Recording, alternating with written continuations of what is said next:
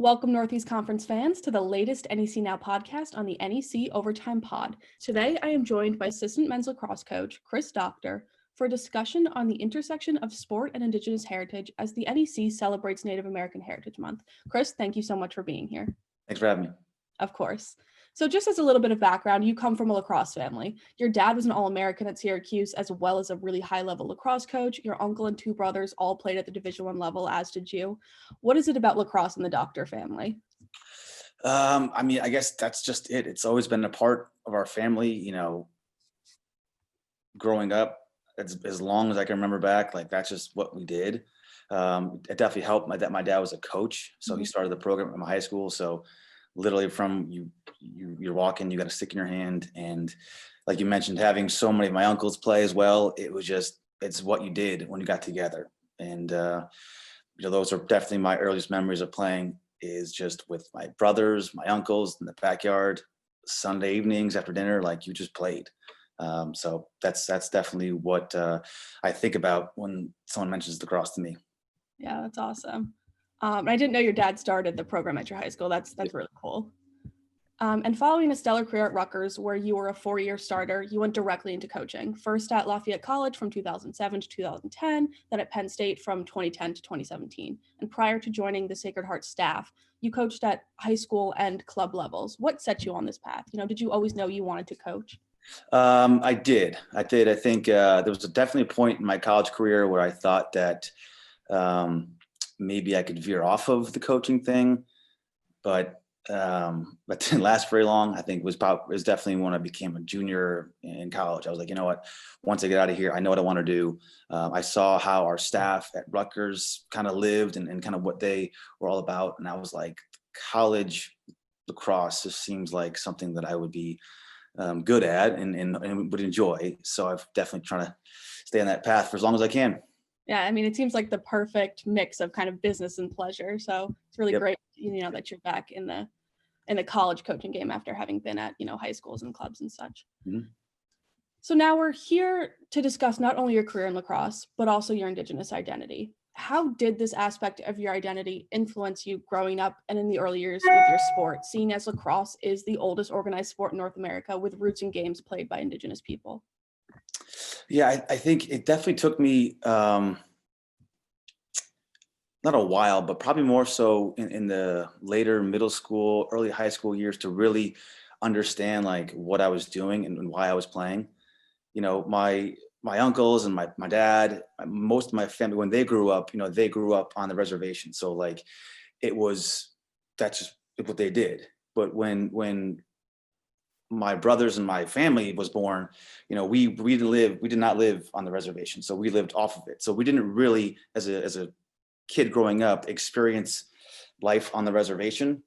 And so it kind of took us looking back and listening to my aunts and uncles and my dad talk about their experiences and their stories to really understand, okay, like this is what the sport really means. Like you knew it growing up, but once you mature a little bit, go get in high school, then you realize, wow, like there's something different to what we're doing on the field than any other sport. And so I think that's when it clicked.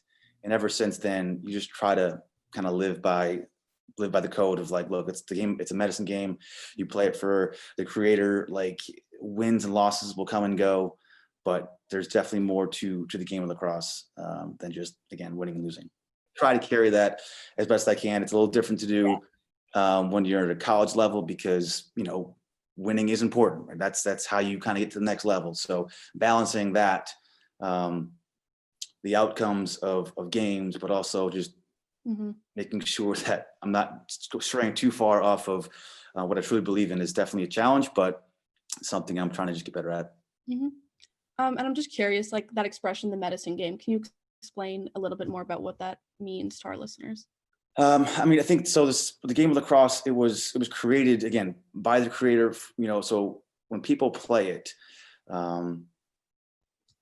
it's used to make people feel better, I think is probably the easiest way to describe it. So when times are tough, and they're definitely tough right now, you play it knowing that it's appeasing the creator, and therefore in return, you're hoping that good things come your way, right? So that's kind of the essence of it. and it's nothing to do with winning and losing. It has everything to do with just going out there and you know, something my dad was trying to tell me early on. It's like the creator is not impressed by how many goals you score or how many assists you make. He's impressed by how hard you play, you know, how good of a teammate you are, making sure that every time you're on the field, you do everything you can to help others and play tough. Like that's what impresses him, and that's kind of what I'm trying to instill with whoever I coach at any level. Mm-hmm. And sometimes it's easier said than done, but trying. Yeah, that's actually really, really beautiful. I was curious because there's a series on YouTube called The Medicine Game Yep. about lacrosse and Indigenous players. So I just didn't really realize that that was a kind of common expression, but that's really, really beautiful, actually. And so for our listeners that may not know, lacrosse is governed by World Lacrosse, and World Lacrosse is the only international sports organization to recognize First Nations and Indigenous tribes as sovereign nations allowed to compete independently of the larger country that they're a part of. So what do you think this does for Indigenous lacrosse teams, and how important is this for these athletes? I think it just definitely puts us on a, I don't know if higher pedestal is the right phrase to use, but I think it draws more attention to what we're talking about right now. You know, because I'm sure the people that still don't know or still don't know as much about the game and kind of what it means. So to have a separate team program that's recognized in the same level as others as countries, like I just think it again just gives us more positive momentum, positive press, I guess, to just nothing else, just to have people learn and educate themselves about the game, our people, and everything comes along with it. Yeah, in preparation for this interview, I was actually watching a few past championship games, and it really is incredible how high profile these are. So, it is just really great to see that the platform is there and it's being Yep. used. Yep. And this is something you have firsthand experience with. In 2014, you were the assistant coach for the Iroquois Nationals at the Federation of International Lacrosse World Championships. Then in 2016, you were a staff member for the U19 Iroquois Nationals team.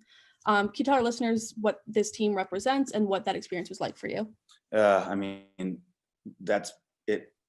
Probably is the best experience I've had with the game of lacrosse to this point. I mean, just being out there again, talked about the platform and that pedestal, being out there competing against literally the best teams in the world with a native team, you know, and going toe to toe with these guys for everyone to see, right? So now with the social media and, you know, the TV broadcasting that comes along these days, it was really, really cool to be part of that. So we could, you know, kind of show off a little bit, like, look, we're really good. We're really good, and we can play really hard, and we can play with anybody.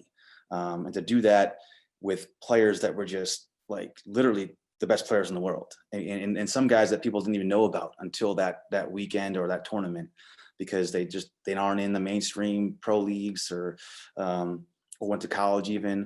Mm-hmm. But it was really exciting. It was very humbling, and I will forever be grateful for those opportunities. I'm hoping they come along in the future. But you know, the skill that these guys have, the way they play the game, and when you go to those tournaments, I'll never forget. Like, there are so many people intrigued and interested and just fans of our team, our program, because they love the game. And I think they want to learn more about kind of the origins of it and what it really means. So, you know, I think that our team, our players definitely walked around almost like celebrities at both events because people were just drawn to them in a really good way. So very, again, very grateful, very humbled, and something that I'll never forget. Yeah, I mean, it's great to hear that that was such a powerful and great experience for you. And did you find that there was a very strong sense of community on these teams you coached, even if the players hadn't necessarily like played with each other before or, you know, things like that? Yeah. I know most players, I think, you know, whether it was, you know, growing up or the teams that did play on currently, most players, I think, knew each other or knew of each other. But the ones that didn't, or even so, like, you always fall back on, look, we're all in this together, right? We're all Native people. We're trying to just do the best we can for our families, our sport, what we believe in. So you always had that to fall back on. And I think, again, it gives a different motivation, a different kind of inner strength that we relied on. And they embraced it. They embraced it totally. And like I said, I think the winning and losing at these events, in my experience, like they're almost secondary. They just love playing. They love playing together, love playing with each other. And they love, showing everybody like how it's supposed to be played. So again, just really unique. Yeah, that's incredible. Really, again, just great to hear. And now, so steering a little bit away from, this doesn't have to necessarily be just about sport or lacrosse, but are there any misconceptions about Native people in media or social life that you wish to see confronted? The biggest one that comes to mind, especially for me as a college recruiter and dealing with the educational piece, I think there's a misconception that perhaps Native kids growing up aren't willing to dive into education. I do think that's kind of a misconception, and I don't think it's true at all. I think certainly opportunities might not have come their way as easy as other people from different areas of the country or different socioeconomic backgrounds.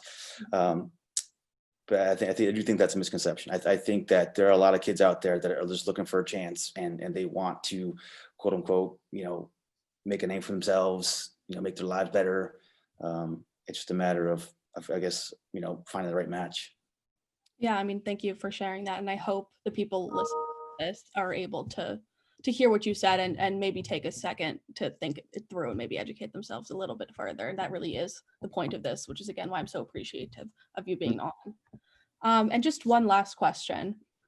How can we, and I use the term we kind of generally, your peers, just society, whatever the we means to you, be better allies to Indigenous communities? I mean, obviously, I think it just starts with having an open mind and an open heart. I think, I do believe, again, with the popularity and the press that some of the, the headliners of the Native American players are getting, it is opening people's minds a little bit. But I mean, there are so many different walks of life, so many different kinds of people in this world, in this country, that I think it's going in a better direction.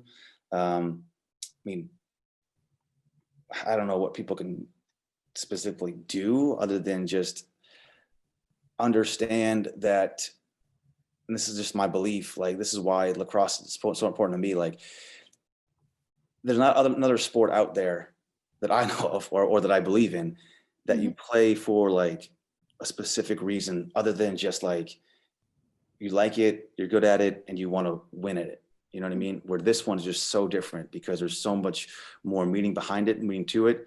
And I think if people took a little time to just understand it, I think they would dive into it more. It's like kind of give them a taste of what it really means, why it was created, how long it's been around, what it's for, and then they just dive into it and want to know more about it. And I think I can't imagine you would not want to, like, once you learned about it, I can't imagine you'd want to do anything but believe in it and abide by it and play with the same mentality that we do. I think. I hope. Yeah. So. Yeah, no, that's really great. And again, I really appreciate you sharing that and your own experiences. And I mean, like I said, I was watching some of the games prior to this interview, and it made me want to, learn more, watch more. And I hope that some of our listeners hear this and want to get out there and research and have a different look at not just lacrosse, but their own sport or the sports they watch. They don't even have to play. But it is definitely like a unique perspective. Like you said, it's so different than even in college sports, just going out and playing for the W. I mean, I played in college. I played field hockey, and it was about the win. It wasn't even about having fun. It was about the win. And I feel like just spreading that perspective to other sports and other types of teams can be so impactful. So I do appreciate I mean, it's tough to do. I mean, the ultimate goal is to have both, right? You get to win and you're playing for the right reasons. That's the ultimate goal. But I think for me personally, it just, once the game's over, whatever it's done is done, win or loss, it just gives me some perspective to fall back on, once I get a chance to do so and be like, look, played well, played hard. Like, I feel good about the output there, win or loss, those things will happen. But yeah, I don't know. Yeah, no, that's great. And it definitely, I mean, it sounds like Sacred Heart is so lucky to have you and have that additional perspective. So again, I really do just appreciate you sitting down and taking the time to talk. Of course. This has been really great. But yeah, Chris, thank you so much for being here. We look forward to hearing more from you in the future. This was really great. I appreciate it. Anytime. Of course. That was Chris Doctor, and this has been NEC Now. Please continue to engage with Indigenous culture, media, and educational resources this Native American Heritage Month.